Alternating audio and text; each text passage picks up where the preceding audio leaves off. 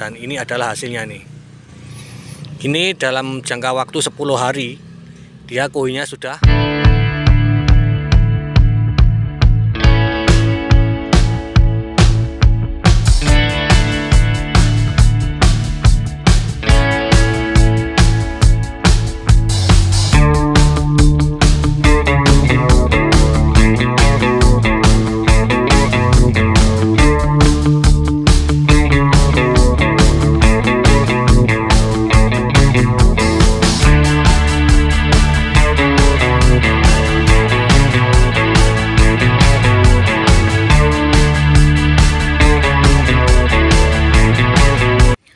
Assalamualaikum warahmatullahi wabarakatuh. Salam semangat para sahabat-sahabat taniku semua dimanapun berada.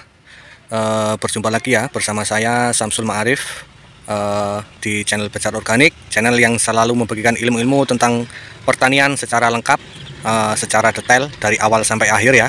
Nah oke, para sahabat-sahabat tani semua, langsung saja dalam kesempatan video kali ini saya akan membagikan cara saya di dalam melakukan fermentasi kuhe ya sahabat tani. Jadi insya Allah nanti akhir tahun saya akan melakukan penanaman cabai dengan varietas Abayomi ya sahabat tani.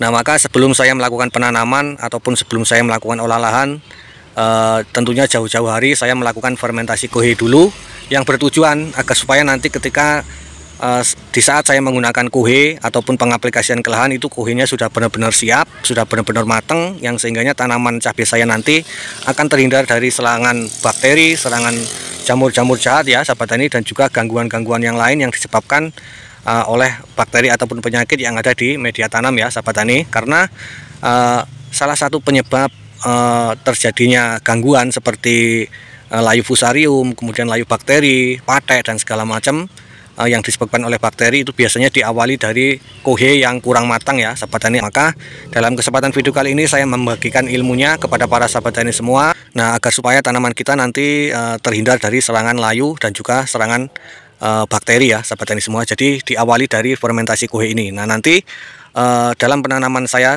untuk cabai varietas Abayomi itu nanti akan saya bagikan ya ilmunya secara detail. Nah maka untuk video kali ini dalam fermentasi ini itu adalah merupakan langkah awal sebelum kita melakukan penanaman ya. Itu adalah merupakan langkah wajib yang harus dilakukan menurut metode yang saya lakukan ya sahabat tani dalam penanaman cabai, yaitu fermentasi kuhe. Ini adalah merupakan hal yang wajib ya sahabat tani. Nah oke, kita kembali ke inti dari video ini, yaitu saya membagikan ilmu tentang cara saya di dalam melakukan fermentasi.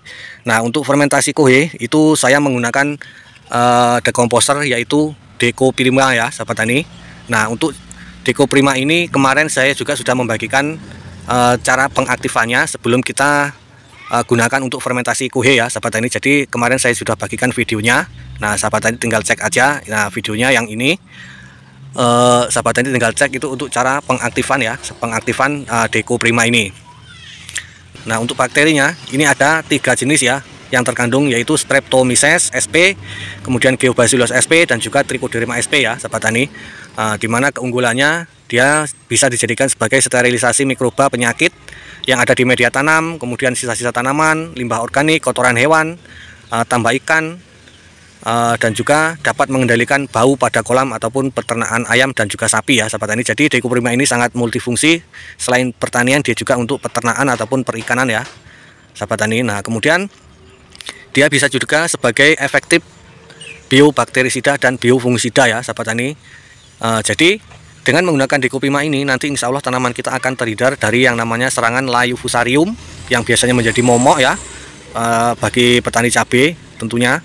Apalagi pada saat ini sudah menjelang musim penghujan, itu biasanya banyak sekali terjadi layu fusarium. Maka dengan kita melakukan fermentasi menggunakan Deco Prima ini nanti insya Allah tanaman kita akan terhindar dari layu fusarium, kemudian layu bakteri, kemudian busuk daun ya sahabat tani, patek, antraknosa, embun tepung ya sahabat tani, dan juga penyakit-penyakit yang disebabkan oleh bakteri ataupun jamur ya sahabat tani. Nah ini adalah merupakan decomposer yang saya gunakan ya sahabat tani. Nah untuk pengaktifannya sahabat tani tinggal cek di videonya. Kemudian untuk selanjutnya di sini saya lengkapi, saya tambahkan dengan Humatop ya sahabat tani. Jadi Humatop ini adalah merupakan pembenah tanah organik. Dia merupakan 100% asam umat ya sahabat tani. Nah ini 100% asam umat, yaitu hasil ekstraksi dari batuan alam leonardit ya sahabat tani. Ini saya lengkapi, saya tambahkan dengan Humatop ini, dimana manfaat daripada asam humat apabila kita aplikasikan ke lahan itu tentunya akan meningkatkan efisiensi penyerapan pupuk dan kemampuan tukar kation tanah, sehingga menurunkan dosis penggunaan pupuk kimia ya sahabat tani. Nah, kemudian dia mampu meningkatkan kapasitas tukar kation tanah dan aktivasi interaksi mikroba tanah ya sahabat tani. Nah, ini adalah merupakan dampak positifnya ataupun keuntungan dari kita menggunakan asam humat seperti Humatop ini ya sahabat tani. Maka ini saya tambahkan dalam saya melakukan fermentasi. Nah, tujuannya agar supaya mikrobanya itu bisa lebih aktif, bisa lebih maksimal dalam melakukan dekomposisi kohe seperti yang saya lakukan ini ya sahabat tani.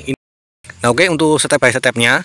Jadi yang pertama setelah kita aktifkan deko primanya ini ataupun dekomposernya, kemudian di sini saya melakukan penumpahan ataupun pengeceran yang namanya kohe, jadi dikeluarkan dari karung. Kemudian setelah kita tumpahkan, kemudian kita spray ataupun kita kocor ya secara merata ke seluruh bagian kohe ya. Jadi triknya itu kita buat lapisan-lapisan ya sahabat tani. Jadi sekitar ketebalan 10 cm, kemudian kita kocor menggunakan dekomposernya, kemudian kita timbun lagi, kita tumpahkan lagi kohenya. Kemudian kita kocor lagi ataupun kita spray lagi, dan itu kita lakukan sampai kohenya itu habis. Dan setelah itu kita tutup ya, kita tutup menggunakan terpal, ataupun misalkan atapnya itu sudah aman terhindar dari hujan, itu sahabat tani bisa lakukan tanpa ditutup menggunakan terpal ya sahabat tani, karena Deko Prima ini merupakan bakteri aerob ya sahabat tani. Jadi walaupun tanpa ditutup itu bisa melakukan proses dekomposisi bahan organik ya sahabat tani. Nah, itu step by stepnya. Nah, oke, setelah sahabat tani saya perlihatkan step by stepnya ya. Jadi dari awal itu dilakukan pengaktifan mikrobanya, kemudian kita lakukan step by stepnya dalam proses pengaplikasian dekomposernya ya untuk fermentasi. Kemudian di sini saya akan perlihatkan mengenai hasilnya ya sahabat tani. Nah, jadi ini dalam melakukan fermentasi ini saya sudah lakukan selama 10 hari ya sahabat tani, dan mari sama-sama kita lihat untuk mengenai hasilnya ya. Jadi setelah 10 hari kita cek untuk hasilnya ya sahabat tani. Nah, kondisinya seperti ini. Nah, dia ada embunnya, ini merupakan bentuk reaksi dari mikroba ya sahabat tani, dan ini adalah hasilnya nih. Ini dalam jangka waktu 10 hari dia kohenya sudah mulai hancur seperti ini ya sahabat tani. Nah, ini kohe-kohe yang utuh ini sudah mulai empuk ya, sudah mulai lunak nih sahabat tani. Nah, jadi kondisinya seperti ini ya sahabat tani. Jadi setelah 10 hari saya lakukan fermentasi, dia sudah mulai hancur seperti ini kondisinya. Dan untuk hancurnya ini sangat bagus sekali ya, padahal tanpa dilakukan penggilingan ini sahabat tani. Jadi dari kandang dimasukkan sak, kemudian saya lakukan fermentasi tanpa dilakukan penggilingan, tapi dia sudah mulai hancur seperti ini. Ini di usia 10 hari ya. Nih, yang utuh-utuh dipegang seperti ini aja udah langsung hancur ya.